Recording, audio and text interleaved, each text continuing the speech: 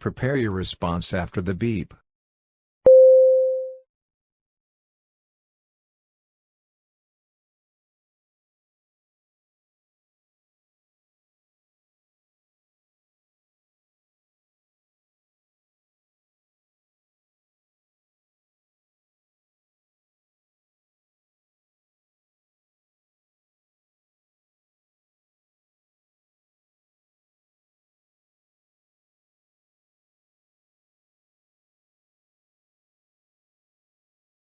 Start speaking after the beep.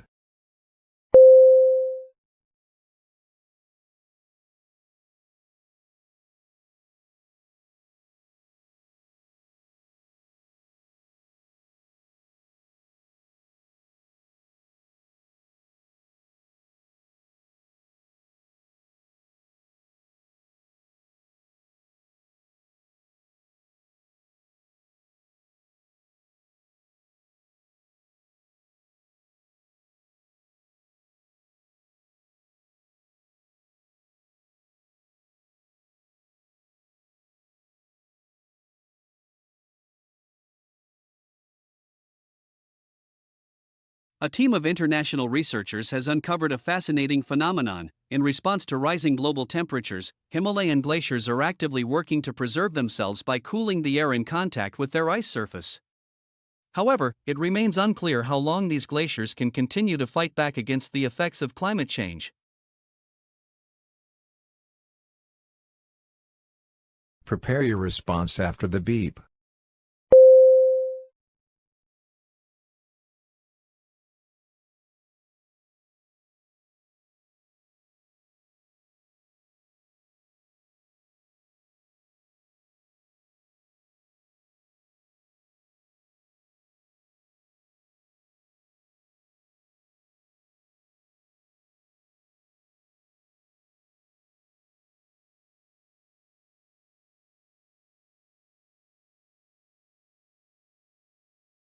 Start speaking after the beep.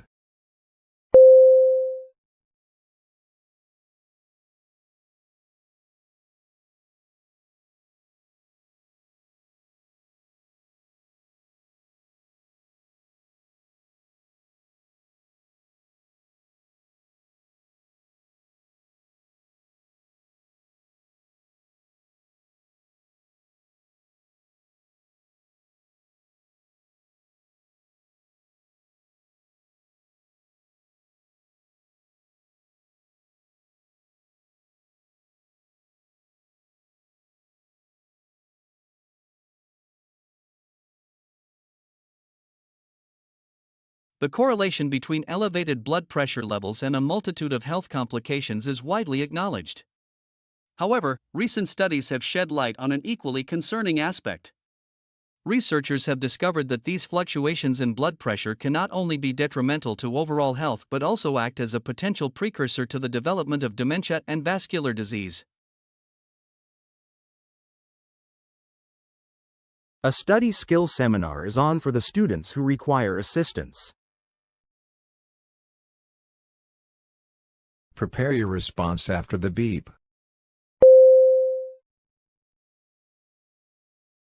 Start speaking after the beep.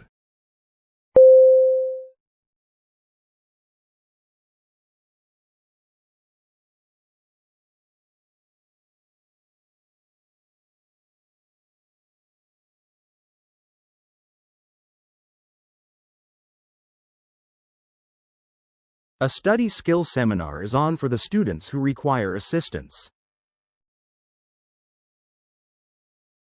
Would you pass me the textbook on that table? Prepare your response after the beep.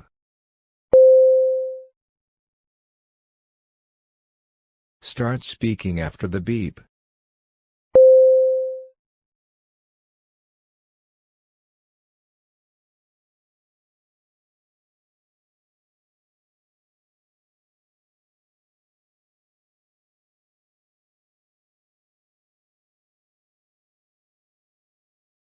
Would you pass me the textbook on that table? Prepare your response after the beep.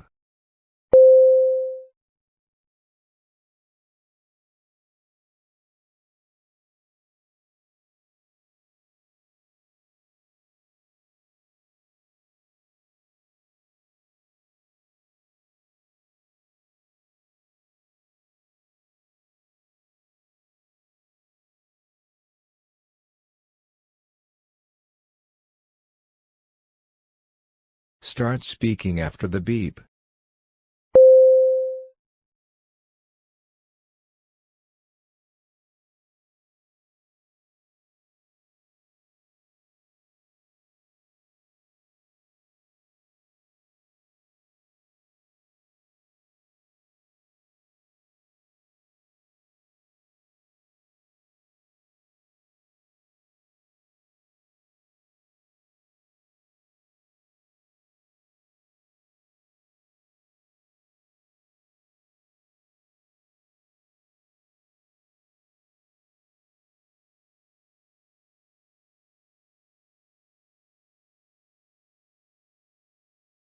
The image depicts a comparison between food pyramids in 1970s and 2010s. The left one has 4 layers and the right one has 3 layers. We can see wine bottle on the top of the pyramid in 1970s, and rice in a blue bowl on the top of the pyramid in 2010s. Then meat is in the second layer in both 1970s and 2010s. Fruits are in the bottom layer in 2010s. In conclusion, the picture compares food pyramids in different decades. Prepare your response after the beep.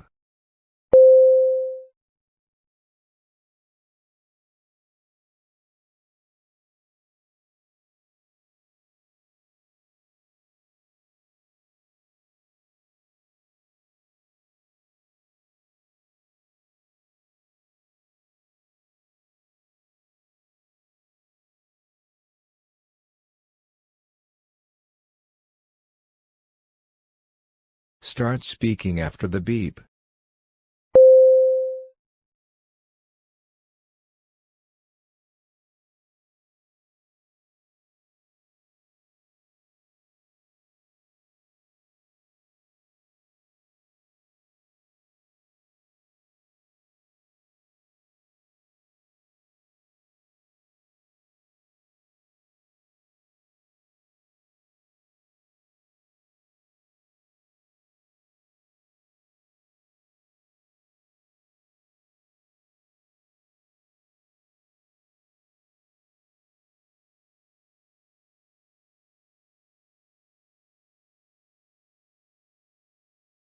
This picture shows us plastic recycling.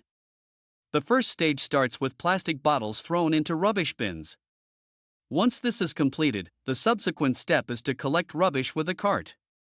After that, all the plastic bottles are crushed by shredding machine. Then they are taken away by a conveyor belt to be washed. The following steps are melting, extrusion and pelletizing. The process concludes with the final output of granules. Today, I'm honored to discuss the enduring legacy of Rachel Carson, a pioneering environmentalist whose work sparked a global environmental movement. Her groundbreaking book, Silent Spring, published in 1962, played a pivotal role in raising public awareness about environmental issues and the impact of human activities on the natural world. Rachel Carson's meticulous research and eloquent writing in Silent Spring exposed the dangers of indiscriminate pesticide use, particularly DDT, and its devastating effects on wildlife and ecosystems. Her work challenged the practices of agricultural scientists and the government, prompting a nationwide debate on environmental policy and public health. Carson's advocacy led to a shift in national pesticide policy and laid the foundation for the modern environmental movement. Her efforts contributed to the creation of the U.S. Environmental Protection Agency and the eventual ban of DDT in the United States. Her legacy extends beyond environmental policy. She inspired generations to appreciate the interconnectedness of all living things and the importance of conserving the natural world. Rachel Carson's work reminds us of the power of informed, passionate advocacy in effecting change. In conclusion, Rachel Carson's life and work continue to be a beacon of inspiration, emphasizing the importance of environmental stewardship and the responsibility we bear towards our planet. Prepare your response after the beep.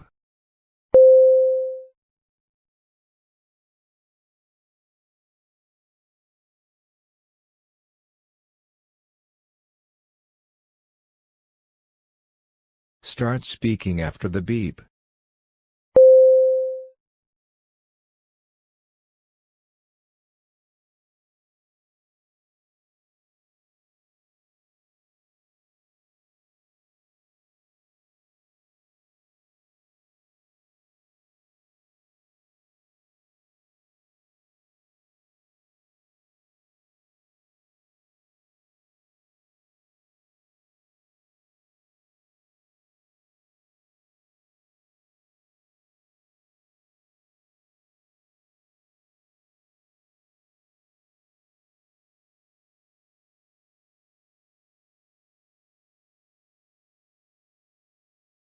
Rachel Carson was the main topic of the lecture.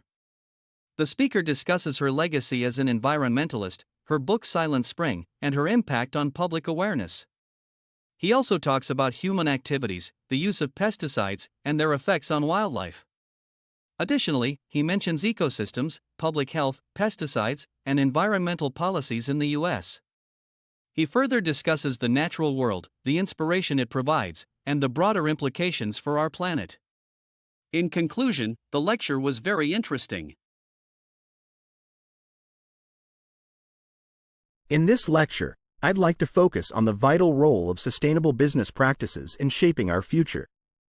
In an era of environmental challenges, the way businesses operate can have far-reaching impacts on our planet and society.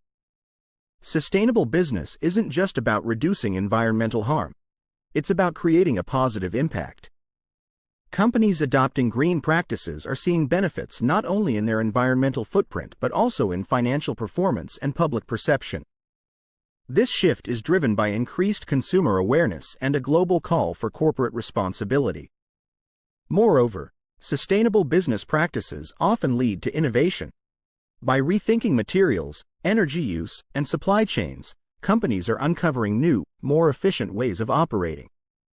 This innovation is not just beneficial for the environment, it's a catalyst for economic growth and job creation.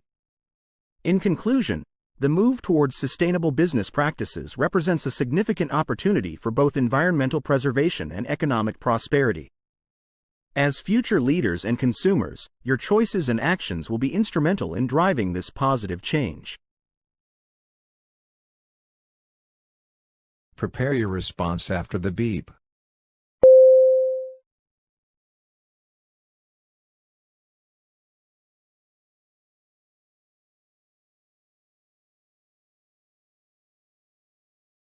Start speaking after the beep.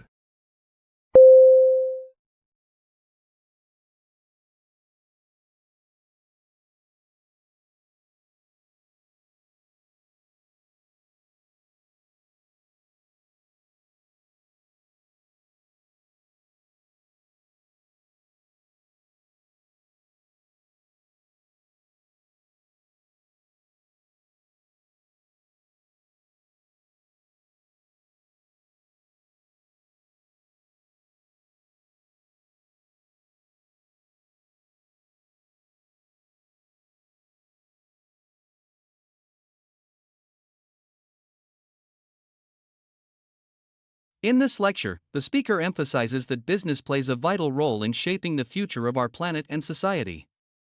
Business roles are crucial for fostering sustainable practices and green initiatives, which enhance financial performance and management. There is a global call for sustainable business practices, including supply chain management and innovation, to create new jobs and business opportunities. These efforts contribute to reducing waste, driving economic prosperity, and fostering international change. 3 students are discussing joining the debating club at university. I've been thinking about joining the debating club for a while now. It seems like a great way to get better at public speaking and thinking critically. But I'm also a little nervous, because I've never really done proper debating before. I'm worried about having to think up arguments really fast and, saying them well. Has anyone here ever done debating? I did a bit of debating in high school, and it was really good. It definitely helped me be more confident when I say what I think and when I have to think fast. The thing is, it does take a lot of prep and, looking stuff up, which can take time. You have to be ready to work hard to know your stuff and make good arguments. But honestly, it's worth it. I agree with Will. I haven't done formal debates, but I've seen how good it can be. I want to join because I think it would help me see things from different points of view.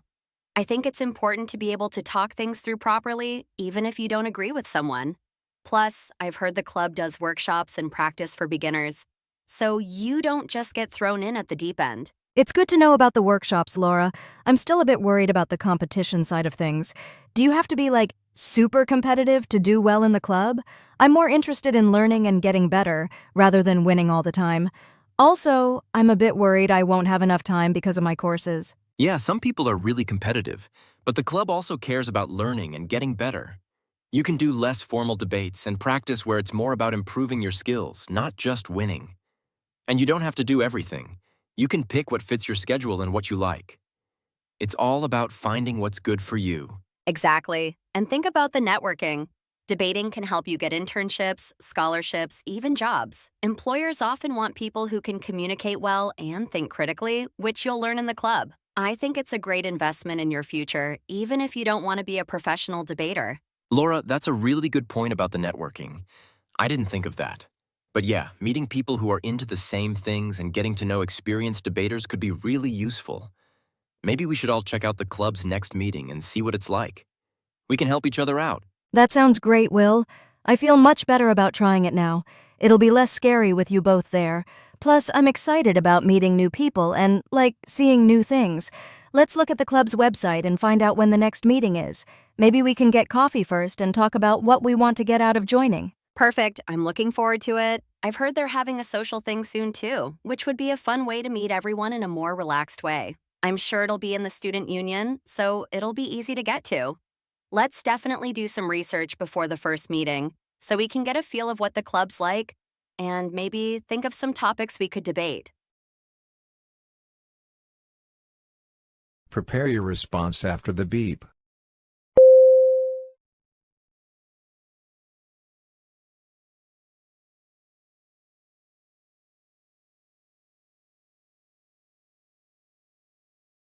Start speaking after the beep.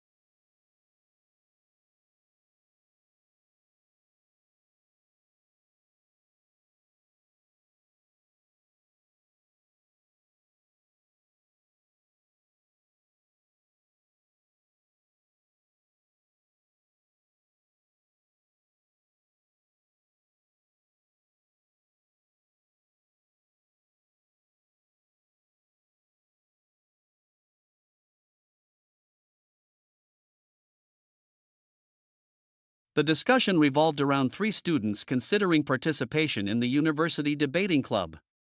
One student expressed interest in improving public speaking and critical thinking but felt nervous due to inexperience and concerns about time commitments. Another shared previous debating experience in high school, highlighting gains in confidence and quick thinking, while acknowledging the need for preparation and research. The third participant emphasized the value of exploring multiple perspectives and noted that the club offers beginner workshops, which makes entry less intimidating. They also stressed long-term benefits such as networking, career opportunities, and skill development. While the first student worried about competitiveness, others reassured them that the club balances formal competitions with more informal practice sessions, allowing members to focus on learning and personal growth. In conclusion, the group agreed that debating can enhance communication, confidence, and career prospects.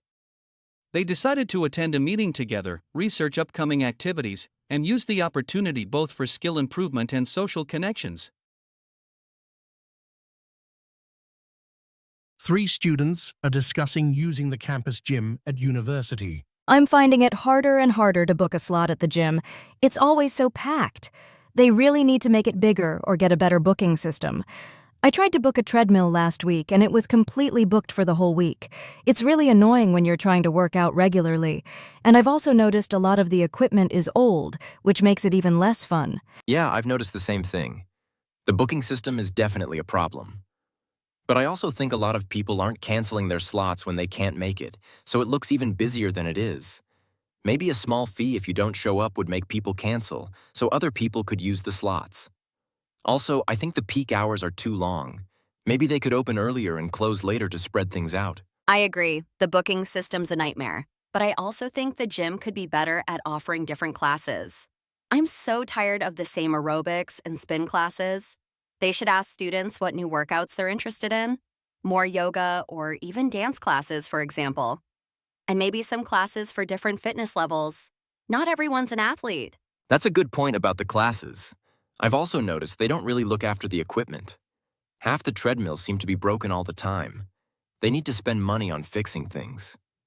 And yeah, more classes would definitely get more people interested and make it more fun. Maybe even some beginner workshops. Exactly. And what about the changing rooms? They're often dirty and crowded, especially after classes. More showers and cleaning would really help. Plus, maybe some lockers with phone chargers built in. That would be so convenient. It's the little things that make the gym better. Oh, the changing rooms are the worst. I've actually started changing at home to avoid them. But going back to classes, maybe the university could work with local fitness instructors to offer workshops or qualifications. It would give students more options and maybe even some internships. We could create a university fitness community. I like the idea of working with local instructors. They could bring in new ideas. And thinking about the booking system, maybe they could have a system where students who use the gym a lot get to book first. It would reward people who go regularly and make other people want to go more. Just a thought. A system like that could work, but it might make people who only go sometimes feel left out. Maybe a point system where you get points for going and lose points for not showing up. Then you could use those points to book popular slots. It's just that right now it's all about who can click the fastest, not who actually goes regularly. Something's gotta change. Those are all great ideas. I think the main thing is for the university to actually listen to us. They should do surveys and hold meetings to get our feedback. If they show they want to make the gym better, I think everyone would understand and be willing to help. We just want a good place to work out. Prepare your response after the beep.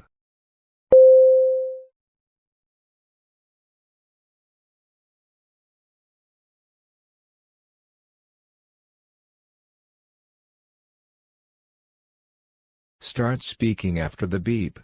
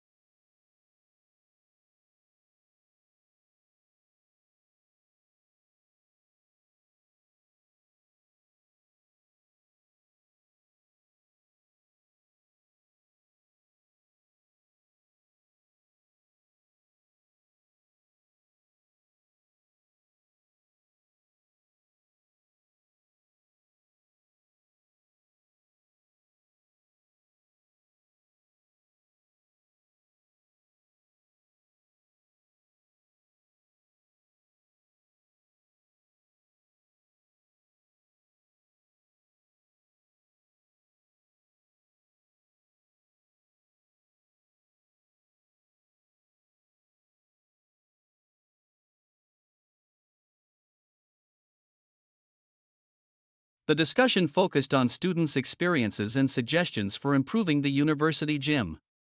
One student highlighted difficulties in booking equipment due to high demand and outdated machines, emphasizing the need for a larger facility or a more efficient booking system. Another suggested implementing penalties for no-shows, extending opening hours, and offering priority booking for frequent users to improve access. A third participant emphasized diversifying classes to include activities such as yoga, dance, and beginner-friendly sessions, while also suggesting collaboration with local fitness instructors to provide workshops and internship opportunities. All three noted issues with changing rooms, cleanliness, and limited facilities like lockers and showers, proposing improvements to enhance convenience and student satisfaction. In conclusion, the group agreed that better management of the booking system, upgraded equipment, more varied classes, and active student feedback would create a more accessible, engaging, and supportive gym environment for the university community. You notice that the communal gym equipment at your apartment complex has been left in disarray with weights scattered all over the floor and machines left unattended. You decide to send a friendly reminder to your neighbors. What would you say to your neighbors? Prepare your response after the beep.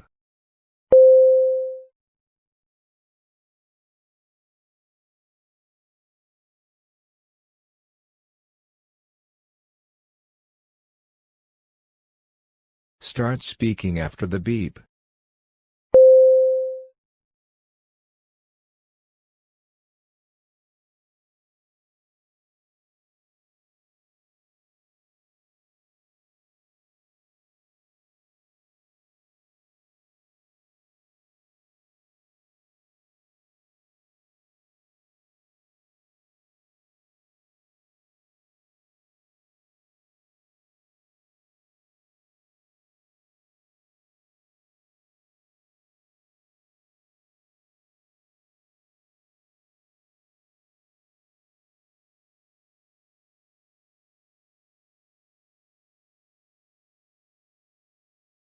Hi!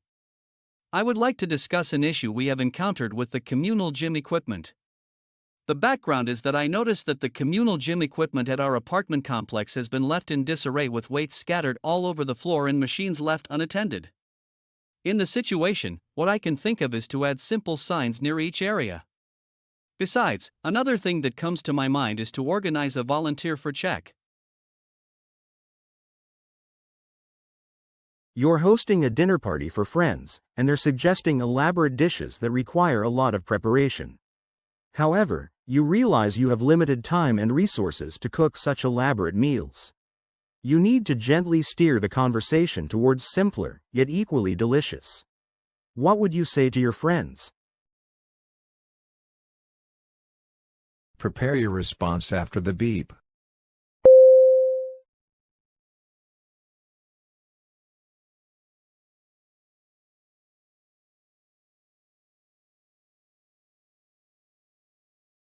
Start speaking after the beep.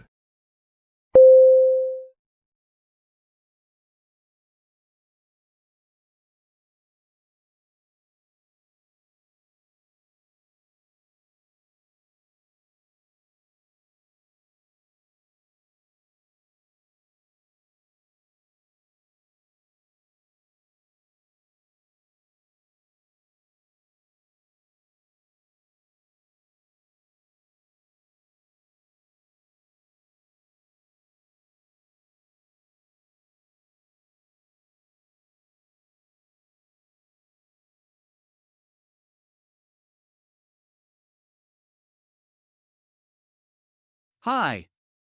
I would like to discuss an issue we have encountered with the dinner party.